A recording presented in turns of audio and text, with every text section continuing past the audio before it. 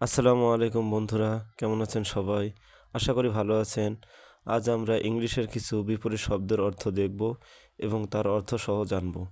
তো বন্ধুরা চলুন আর কথা না বাড়িয়ে ইংরেজি শব্দের অর্থগুলো এবং তার বিপরীত শব্দগুলো অর্থ সহ জানা যাক।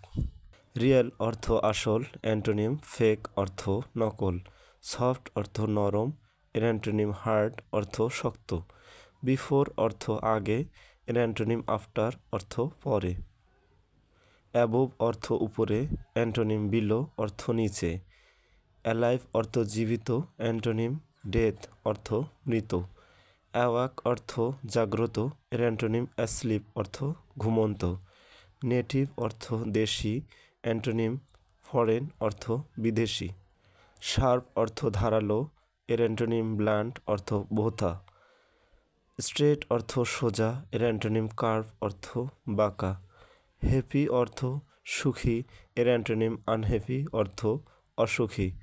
ধন্যবাদ বন্ধুরা সাথে থাকার জন্য। দেখা হবে পরবর্তী কোনো ভিডিওতে। সেই পর্যন্ত ভালো থাকবেন। আল্লাহ হাফেজ।